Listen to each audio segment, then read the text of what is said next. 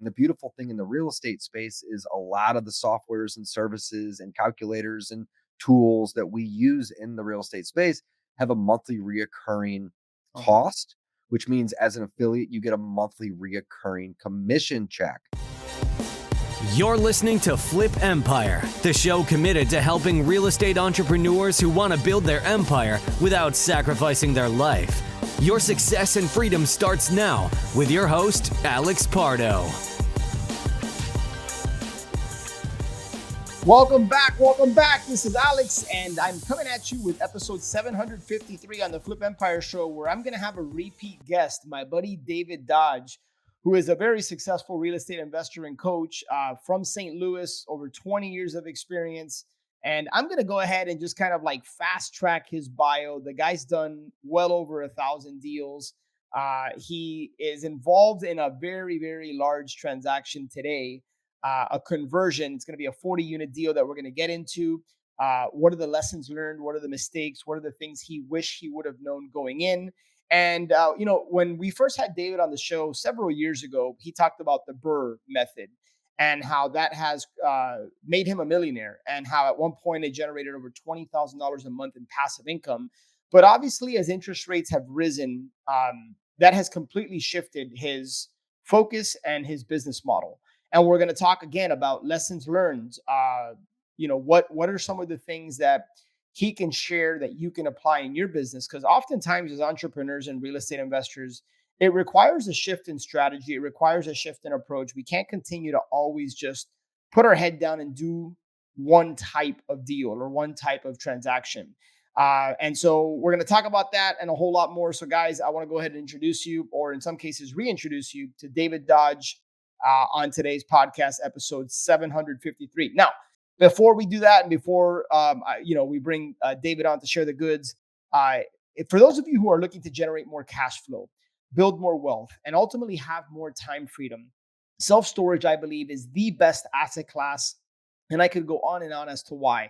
But what I would prefer to do is, if you are in, over to storagewins.com, www.storagewins.com. Just fill out the web form. If I like what you have to say, we'll reach out to schedule a call and see if there's an opportunity to work together so that I can teach you how to generate cash flow, build wealth, and ultimately achieve time freedom through the power of self-storage. So with that being said, guys, let's transition into today's podcast. What's going on, guys? Alex Pardo, and I am pumped to be back on another masterclass on the Flip Empire show. I got my buddy David Dodge joining us for the second time on the show. David, it is great to have you back on, brother. This is episode 753, my man. So I look forward to the conversation. Whoa, 753? Yeah, dude. Yeah, I can only reserve 753 for you, man. I debated putting you on for 750, but I'm like, you don't want to know what? I think I got to take that spot. I love it, man. I love it. Talk about some consistency in the podcasting space, brother.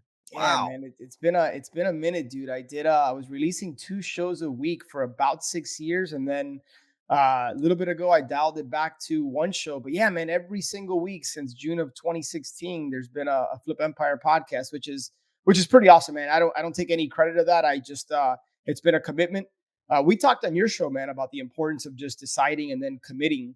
No matter what we're doing, whether it's a podcast, starting a business, doing real estate, it doesn't matter, man. Consistency on the right actions, I think, is a key ingredient to success. Amen. Yeah. Consistency is everything, man. Yeah, man. Well, hey, man, this show is not about me, man. This is about you, dude. So I want to kind of dive like right into the meat, brother. So I saw on Facebook, my man, that you have taken on a pretty big project. Did I see that you have taken a 40-unit motel and converted it into multifamily? Is that right? So it's a 67-unit motel. Oh, 67, even bigger. Okay. Yep. And then we converted it into 40 apartments That's what mix. It is. Okay. Okay. Yeah, we have a mix of units. So we have 4 unit types. We have studios, we have 1-1s, we have 2-1s, and then we even have some 2-2s in there too. So wow. Yeah, so, man, it's been quite the project. Man, there's so many directions I can go in with you, because at one point you were known as like the Burr guy, right? And I think you got you and I were talking. You got up to like 100 rentals, and then you started selling off a bunch of assets, and then you got back up to like 100 rentals, And then I think now you're coming back down, right? You're starting to kind of trim the portfolio. Yeah, right. I mean, if you count units, we're at like 115 units. So this is like the third time that I've gotten to 100 or above 100. Okay. Um, but yeah, at this point we're trying to do less deals, bigger deals, and then we're Mm, also selling some of our properties instead of renting them with terms. So we're selling them, contract for deed where we can eliminate property management, we can eliminate maintenance, we can mm, eliminate those leasing fees. So we're just trying to be more efficient and more effective.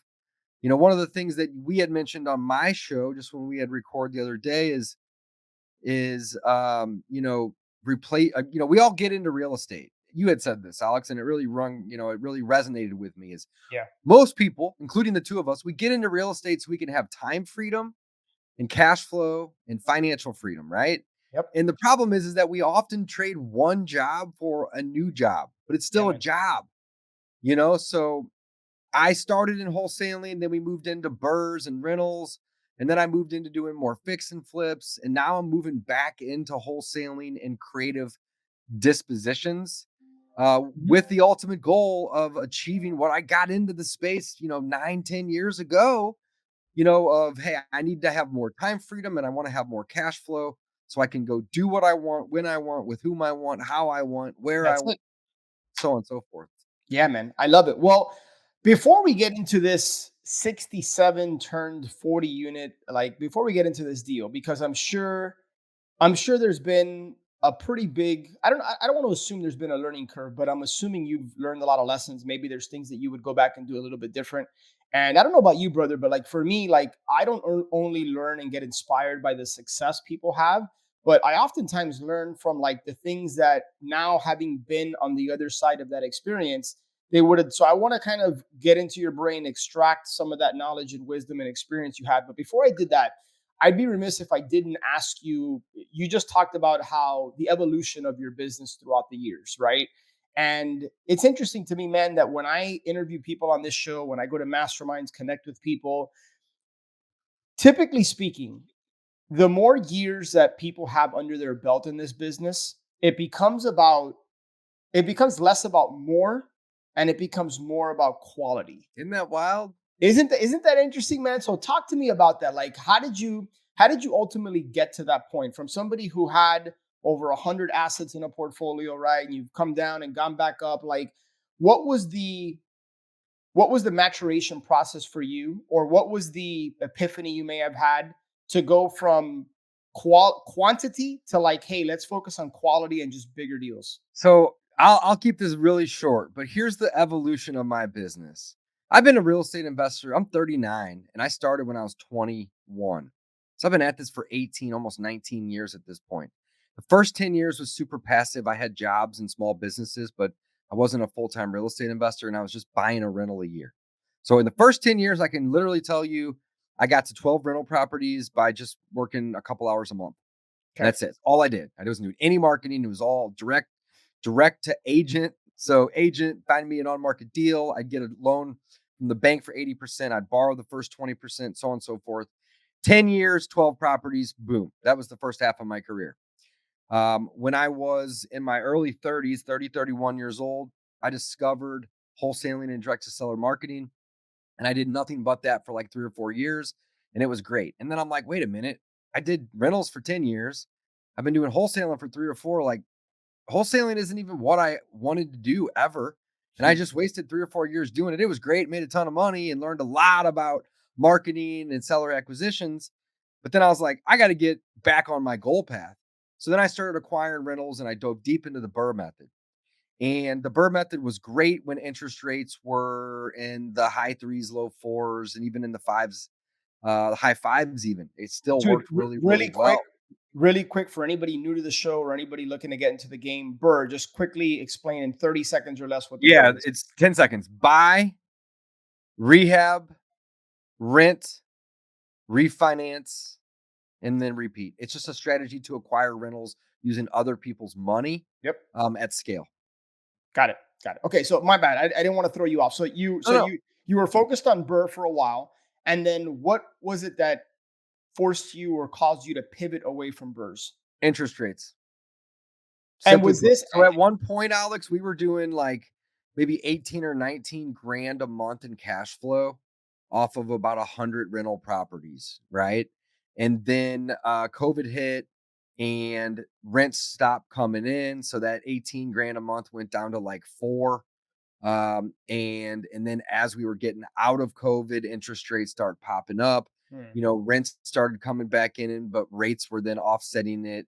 So, our 18, $19,000 a month in cash flow really got cut down to like 3 to 5,000 due to vacancies, excuse me, non-payers. And then of course the tail end of that was just, having to renew those 3 and 5 year yeah, terms with banks and going from a 3.5% to a 7.5% or 8%. yeah. So, right now we own about 50 single family homes. We have this 40 unit that we mentioned. We got a couple commercial buildings, and one small, very, very small storage unit. It's like 23 or 24 units.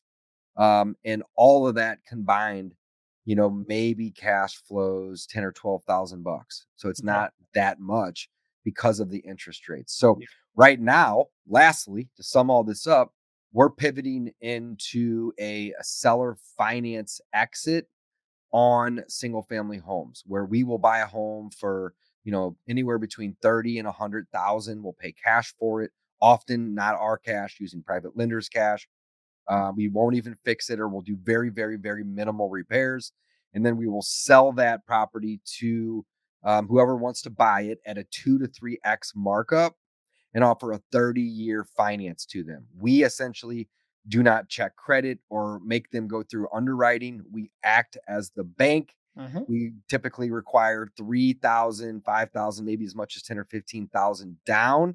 No credit checks, like I mentioned. We will hand them the keys. This eliminates property management fees. It eliminates maintenance, which is just crazy. That eats up a lot of my cash flow. It eliminates the leasing fees. It eliminates capital expenditures. It is a contract for deed.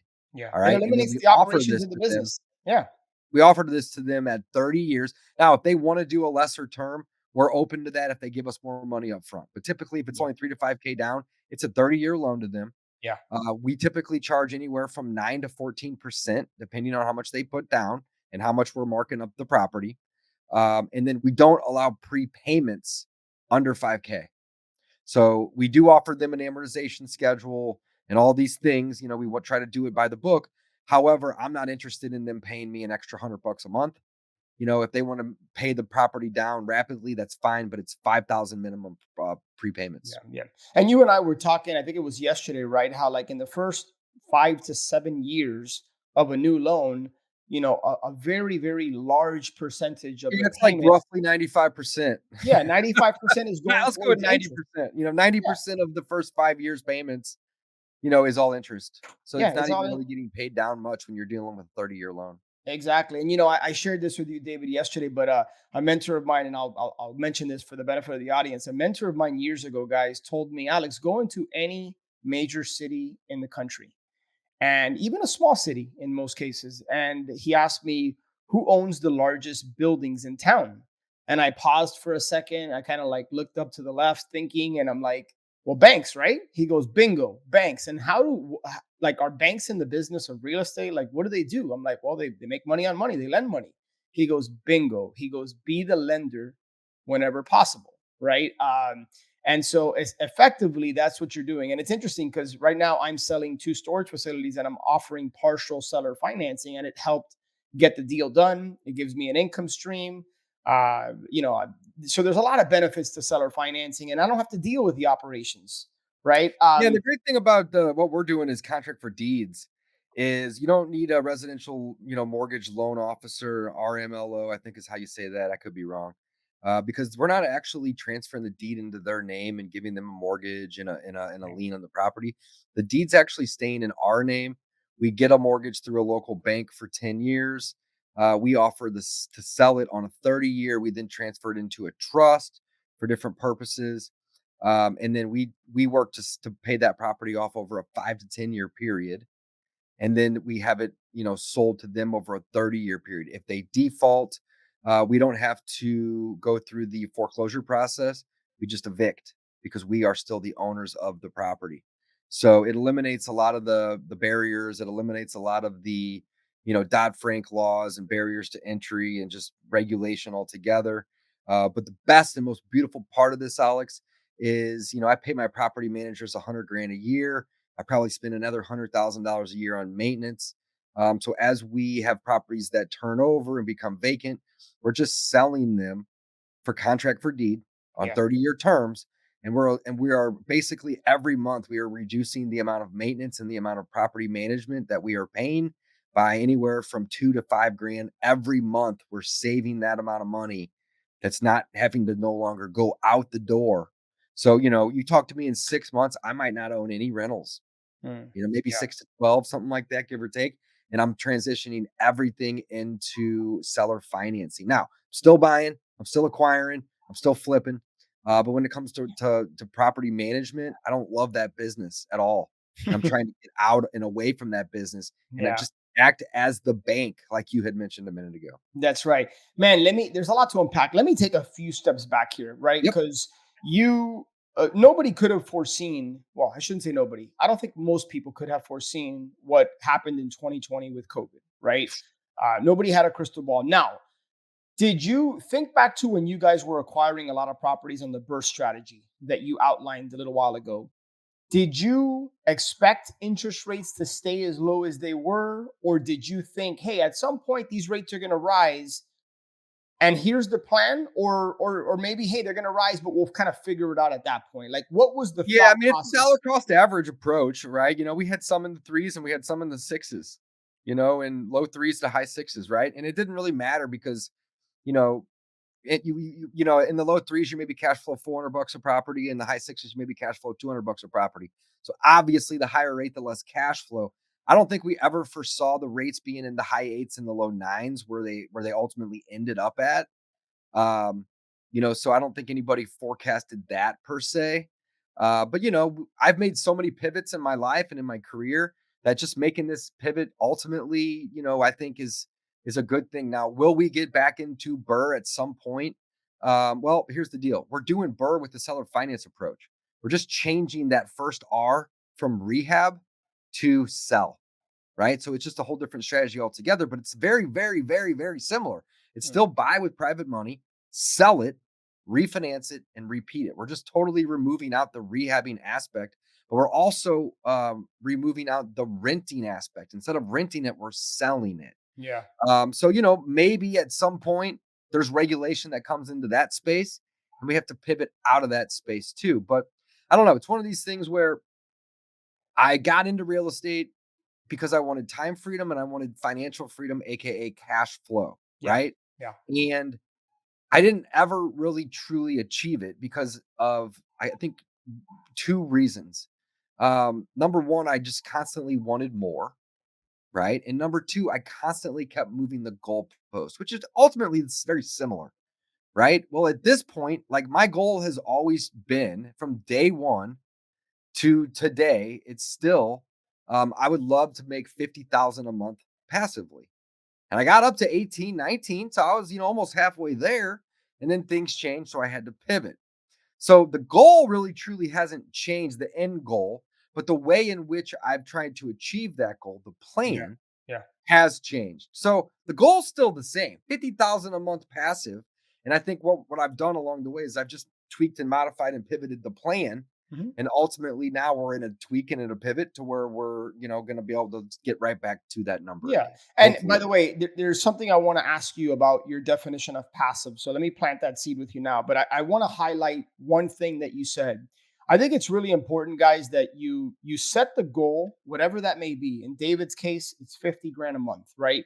You set the goal, but don't necessarily be married to the exact path or journey that you think it's going to take to reach that goal, because oftentimes life's going to happen. There's going to be curveballs. You're going to be presented with new information. You're going to learn. You're going to grow. You're going to meet people. There's going to be a lot of things that happen along that journey that might cause you to go left instead of right. Be okay with that as long as you know where your kind of North Star is. Like, what's the goal? And sometimes the goal changes, guys, as we grow up, and that's okay too. But don't be so fixed on how you think it needs to look like for you to get there. Yep. The end goal is the end goal. So that's one thing I wanted to mention. The other thing I wanted to mention, dude, is, and I kind of alluded to this earlier, but the guys that have been wholesaling for a while and now they've realized like they've made the mistake that I made where like I wasn't buying cash flowing producing assets are the ones kind of getting into rentals, looking to build a portfolio. But a lot of the seasoned vets that have a portfolio, they're not trying to increase their portfolio, they're trying to decrease their portfolio. So I think that's very interesting to me. How it's again back to sometimes less is more, better is better, quality over quantity. So that gives hopefully something for people to think about as they start Yeah. to think about 100% their agree with path. all that. Mhm. So, all right. What is your definition of passive? There's a lot of Yeah, uh, so there's two different things that I like to look at with passive. So number one, there's the tax IRS tax classification for passive. And I love that particular definition because it is taxed less than earned.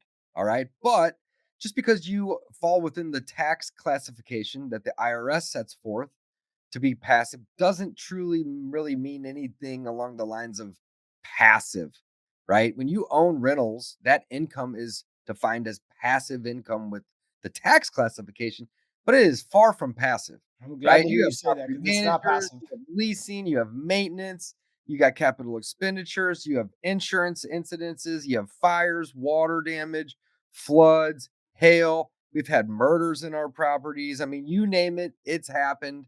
And if it hasn't, I anticipate it happening. So it is far from passive. However, passive income is, however, taxed a whole lot less than your earned income. So I love the passive tax implications or definition, first and foremost. The other second definition of passive is truly not having to spend time and energy to earn that money. And Alex, I'm gonna be honest with you, man. The only truly passive income that I have found in my 39 years on this planet has come from affiliate marketing. Hmm. And at one time, I was making about 21 grand a month on my affiliate marketing. I'm sure as a podcast host, you know all about affiliate marketing. Right now, we're bringing in maybe 6 or 7 grand a month in affiliate marketing. Affiliate marketing is, hey, I love this product. Go use this link and sign up. And then when you go sign up for that link or that product, I get kicked back 10, 20, 30, maybe as much as 50% of what you spend. And the beautiful thing in the real estate space is a lot of the softwares and services and calculators and tools that we use in the real estate space have a monthly reoccurring Uh-huh. cost, which means as an affiliate, you get a monthly reoccurring commission check. Right. So right now I get paid from Deal Machine and Batch Leads and Batch Dialer and PropStream, bunch Care. of other services Yeah. just by being a podcast host and a micro influencer. I'm definitely not a big one, but having a YouTube channel.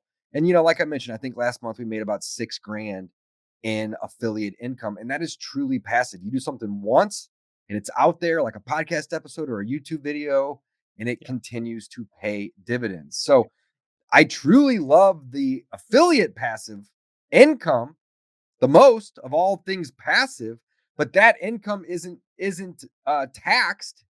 And in my opinion, as passive income, maybe it Right. is. It's really more business income, whereas the rental income is truly taxed as passive income. So it depends on the definition.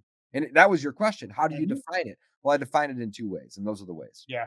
No, I'm glad to hear you clarify that. I think that the thought behind the question was sometimes I think people get into this business and they define passive as like I basically Oh, I don't can have do to it do once it. and I'm just gonna keep getting paid for life. Yeah, I don't do anything, and like, and I don't, and if that's your definition, I would disagree, and we would have a healthy debate about it, right? Yeah. Because like, there's always some level of time and energy that needs to be spent at some point, right? In your Oh yeah. particular case, you got to create the podcast episode. It's got like, there's something that now, granted, to your point, you can continue to reap the benefit of that over time and not necessarily have to do anything, right? But if people get involved in real estate sometimes and they just think like, hey, I'm just gonna like buy this deal and it's gonna be passive, like I think they're gonna be sadly mistaken. Maybe it's gonna be passive based on how the IRS taxes them, But Or if maybe it's you're passive for 6 or 8 months, and then the water heater goes out or the that's roof right. starts leaking, and then That's it's not right. passive anymore. That's right. That's right. 100%, man. Yeah, 100%. no, I agree 100%. And I've never been one to be like, "Oh, I'll go buy a bunch of rentals." In fact, I think somebody should own a minimum of 10 if they're going to get into the game altogether. I don't think it's a great idea to buy one or two unless you're just getting started and those are the first one or two, because you have an economy of scale whenever you have a maintenance person, whenever you have a property manager, whenever you have, rent coming in to offset some properties that are going to have the capital expenditures or the Yeah. maintenance. The more you own, the better, to be able to cost average and dollar, all that type of stuff. Hmm. I love rentals for many, many reasons. I mean, rentals have made me a millionaire. I have a net worth close to 4 million at this point, and it's 100% due to rentals. I am terrible at saving money, Alex. I'm not going to sit here and lie to you guys and be like, oh, I'm great at saving or investing. I'm pretty terrible at most things, but what I am really, really good at is parking cash in rentals and buying them with other people's money and Yeah. then letting them appreciate. And because of that time and that appreciation, I've accumulated a portfolio that's got if I were to liquidate it, I mean, I think I owe the banks about 9 million, but the portfolio is worth about maybe 14 and a half. Hmm. And if you include your cost to sell all that, you're looking at about 3.5 to 4 million, that I could essentially liquidate out. Again, wouldn't be super liquid. It would take some time, but I don't know very many people that have saved that amount of cash, Yeah. by the time they were 39 years old. So real estate is definitely the key to wealth if you treat it, as a business. But it is not passive by all means. I have definitely agree with you. And I would never sit here on a podcast or, in any sort of, you know, thing like this where I have the floor and be like, "Oh, go run towards it because it's easy." It ain't easy. It's Yeah. gonna be challenging. And number two, it's not passive. It's gonna require a lot of work. In fact, I'd say a third of my time, a third of it Yeah. is managing, the fix and flips, managing the rentals, managing the property managers, and then the other 2/3 is either spent doing what I want to do or in prospecting for new deals. Hey there, stop. I promised to get you back to the show, but let me ask you a couple of questions. Are you happy with the money that you're making in your real estate business? Are you generating any cash flow? Are you building wealth?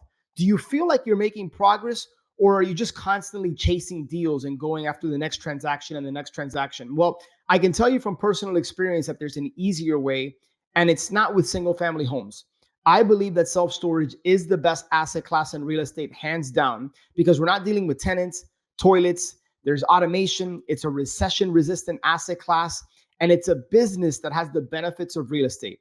If what you're ultimately after is cash flow, building wealth, and time freedom, I want to invite you to just take a few minutes to apply. Go to www.storagewins.com, where you can learn more about our Storage Wins coaching program.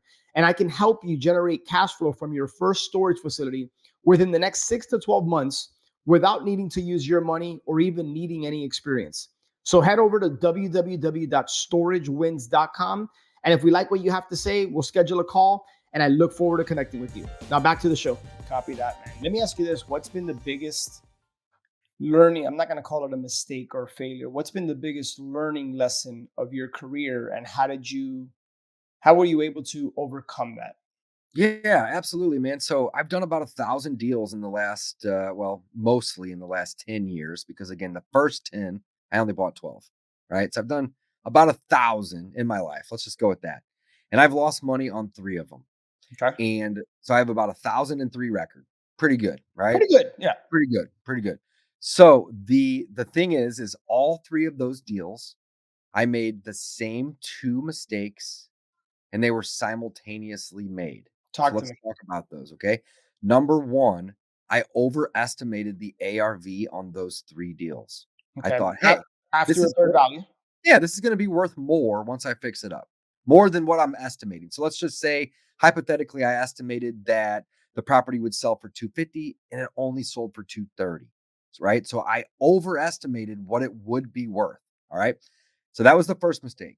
The second mistake is I underestimated the cost of those repairs. I said, oh, Yeah, this is only that's going to it. cost me 20 grand to fix it up. And it cost me 40,000 to fix it up. So here's the That's thing, so guys. Here's the common. thing.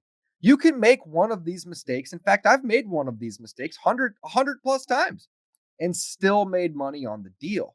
But when you simultaneously overestimate your ARV and you simultaneously underestimate your cost of repairs, you're going to get squeezed from both sides and you will either break even or lose money in some cases. And a break even is a loss when you count your time. Oh yeah. So I've only lost on 3 deals. I love talking about those 3 deals. I got a great record.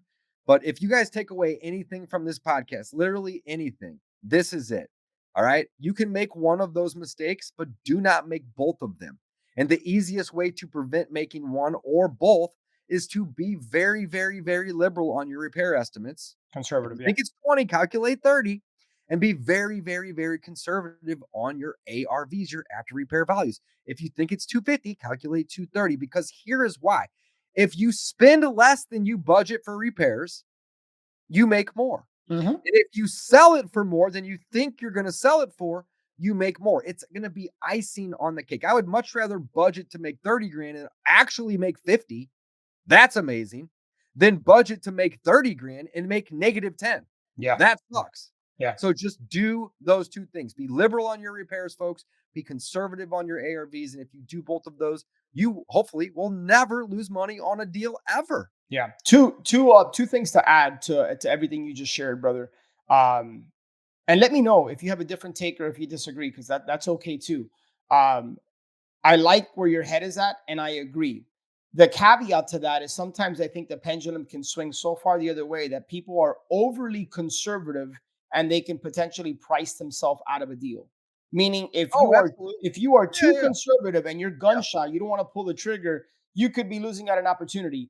And that might sound obvious, but I think for people that might not have the experience, that I think it's worth mentioning. The second thing is if a deal works at 250, but it doesn't work at 230, I would tell you it's probably too tight of a deal anyway.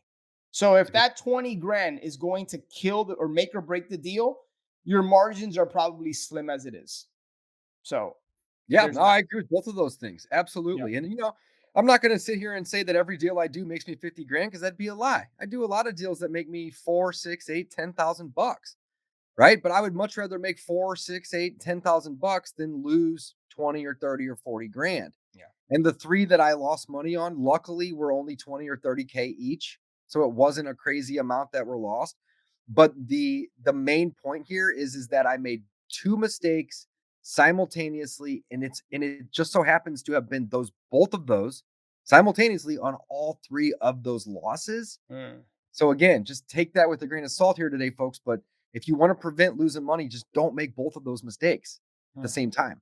Yeah. Yeah. Yeah. And Well, as you do more deals, you're going to refine this skill and you're going to get better and better at underwriting those deals and determining those repair estimates and so on and so forth. that's right. One tip that I would give people that I wish I was doing early on in my career is for you football fans out there, there's something called the Monday morning quarterback, right? Meaning quarterbacks get in the film room the day after a game and they watch the game tape. What did they do well? What were the mistakes? What can they learn? You can apply the same principle to your real estate business. When you close a deal, take some time after and reflect. It's kind of like when I go to a mastermind, I always tend to take 1 to 2 days after, look at my notes, pick 1 or 2 things I want to focus on, shelve the rest. Right? Mhm. Kind of the same thing here. When you do a deal, what'd you learn? What could you have done different? And that's going to make you a sharper investor. That's going to make you better at business moving forward if you take the time and you're intentional about it. So, brother, we're going to start to wind down the show here, man. I want to ask you really quick about this 40 unit deal that you're working on now. Um, I'm assuming, let me not assume, has this been your biggest renovation to date? Yeah, I am $760,000 over budget right now. Well, man, first of all, let me tip my hat to you for being honest and real, because Yeah, absolutely. it'd be very easy to, like, just paint a rosy picture. So $750,000 over budget.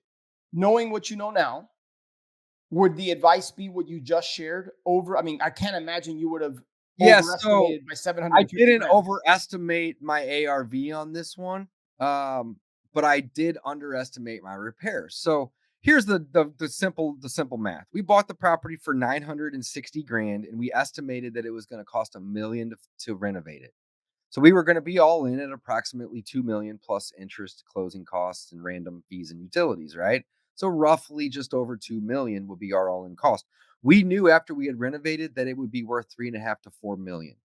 So we're still on track to have it be worth between 3.5 to 4 million, except for being all in at 2 million. We're in at about 2.7. So there's still roughly $1 million worth of equity here. Now, am I going to walk with 1.5 profit? I'm no longer going to be able to do that because we went so far over budget, Yeah. right? But we're still planning to make 800 to $1 million on this project. We bought this property in October of 22.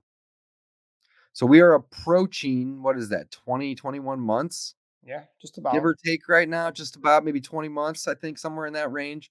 Um, we had anticipated the project to take 12 to 15 months when we bought it. So we are, let's say it was 12 months and we're at 20. That's 8 months over schedule. We're 760,000 over budget. So some of the big takeaways here, Alex, are, you know, we were very, very conservative on our repairs. I should have been more liberal. Now, I didn't make both of those mistakes. I only made one in this case, thank God, Yeah. right? But moving forward on these bigger projects, I don't think that we had really accounted for two things: the brevity of the gravity of how much work was really needed, Mhm. right? Number one. And number two, we didn't really take into account the amount of inflation that had really occurred and was occurring during the last 3 to 4 years, for the material costs. Yeah. Yeah. So, one could say that we underestimated the repairs. One could say that we are just bad estimators. And that's fine. You could look at it a little bit of both ways, right? We also went through 3 crews. We're literally working. We just finished the rehab last week. Thank God. So I just wrote the last $15,000 check last week. So hopefully the Hopefully. bleeding will Yeah. stop. Yeah, hopefully. You never know. Could be Yeah. some other stuff. But at this point, it's got new roof, new windows, new flooring, new kitchens, new baths, new everything. Solar Nice. panels on the roof, new parking lot, everything's brand new. And we Nice. literally gutted the whole thing. But we went through 3 crews, and we never thought in our wildest dreams that we would have had to have fired the first crew, let alone the second crew, let alone the third crew. We're on the fourth crew right now, Brother, boy. I feel like rehabs to me sometimes can feel like human babysitting, like adult babysitting. Yeah, and this is an hour away from where I live, which isn't crazy. But when it's an hour away, you don't want to go every day. No, of course not. So I'm usually down there once or twice a week, and there was definitely periods where I wouldn't go for 2 full weeks. Which is not the greatest thing, but it would happen. So yeah, I mean, just lots of lessons, man. I love the project. It's opened my mind up, and I'm hoping that we make 800 to $1 million. I don't see why we wouldn't on the property. Even if we don't end up making that and we just refinance it, it'll cash flow 6 to 7 thousand a month. So it won't be a bad thing to hold because it's got brand new everything. Yeah, you So the got cap, multiple. You see, like that's that. I'm glad you brought that up as we wind down here because you have multiple exits. You can sell, and you expect to make between 800 and million. Worst case scenario, you can refi, and you're cash flowing 6 to 7 grand a month. So it's not like you only have one way to get out of this deal. no, not at all. And that's another thing that I love that you mentioned that, or brought that to light here, Alex, is, anytime that we buy anything, we always want to be able to have a backup plan. Yeah. So if I buy something as a rental, can I just sell it if I need to? Or if I buy something as a fix and flip, will it work as a rental? So we always want to, at a minimum, explore those backups. And in this case, yeah, we have several backups. In fact, we were even considering doing, 4 to 6 units as like mid to short term rentals within the Mm, space, because there's a local prison nearby this property, and they bring in a lot of contract workers for 4 to 6 months, and they don't have anywhere to stay, and a lot of them are staying in hotels. So we have a lot of, different ways to go about it. Right now, we're at about 50% occupancy because we literally just handed the property manager like 15 units. But just this week already, I mean, it's only Tuesday and we've already leased 2. So we're leasing, a couple a week. I'd imagine that it'll take us probably, a good 2 months to yeah. get it up to, 80 to 90% occupancy.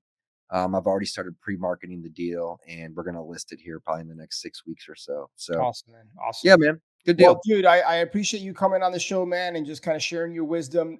Where can people connect with you? Anybody that might want to find out about this 40-unit deal that you're selling, potentially get involved with you, or just figure out anything going on in your world, man. I'm always trying to connect good people together. So anybody listening to the show that wants to reach out to David, my man, where can people reach out and connect with you? So my preferred place to connect with me is over on a school.com Okay. forward slash real estate.